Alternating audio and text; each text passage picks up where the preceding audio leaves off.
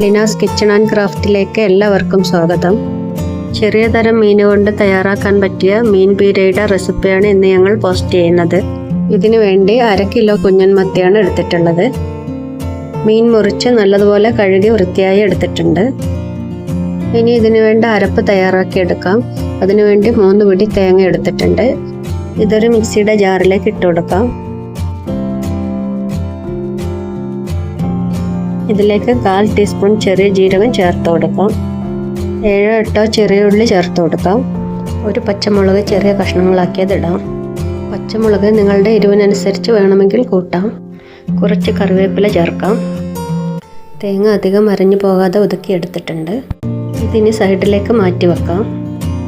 ഇനി ഒരു കടായിയിലേക്ക് 15ഓളം ചെറിയ ഉള്ളി ചെറുതാക്കി മുറിച്ചത് ചേർത്ത് കൊടുക്കാം. 10 വെളുത്തുള്ളി ചെറുതാക്കി മുറിച്ചത് ചേർക്കാം. ഒരു ചെറിയ കഷ്ണം ഇഞ്ചി ചെറുതാക്കി മുറിച്ചത് ചേർക്കാം. ഇതിലേക്ക് ഒതുക്കി വെച്ച തേങ്ങ ചേർത്ത് കൊടുക്കാം.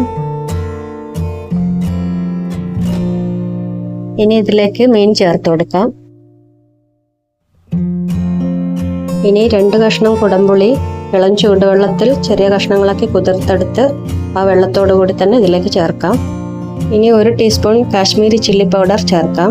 ഇതിനധികം എരിവൊന്നുമില്ല, അതുകൊണ്ടാണ് 1 ടീസ്പൂൺ ചേർത്തത്. 1/4 ടീസ്പൂൺ മഞ്ഞൾപ്പൊടി ചേർക്കാം. പാകത്തിനുള്ള ഉപ്പ് ചേർക്കാം. ഇനി ഇതെല്ലാം കൂടി നല്ലതുപോലെ മിക്സ് ചെയ്ത് കൊടുക്കാം.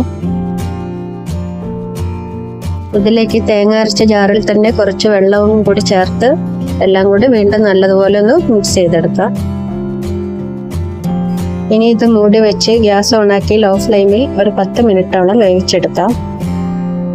ഇടയ്ക്ക് മൂടി തുറന്ന് മീൻ കഷ്ണങ്ങൾ ഉടഞ്ഞു പോകാതെ മെല്ലെ ഒന്ന് ഇത് ഇളക്കിയിട്ട് കൊടുക്കണം. മരത്തിന്റെ തവി ഉപയോഗിക്കുകയാണെങ്കിൽ മീൻ കഷ്ണങ്ങൾ അധികം ഉടഞ്ഞു പോയില്ല.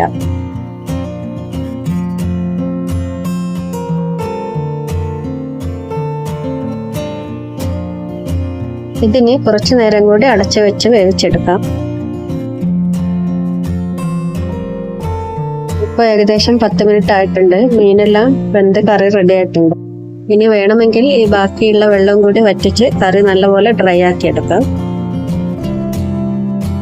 ഈ ഒരു പാകത്തിന് ഗ്യാസ് ഓഫ് ചെയ്തിട്ടുണ്ട്. ഇനി ഇതിന്റെ മുകളിൽ 1 ടീസ്പൂൺ പച്ച വെളിച്ചെണ്ണ ഒഴിച്ച് നല്ലതുപോലെ ഒന്ന് മിക്സ് ചെയ്ത് കൊടുക്കാം.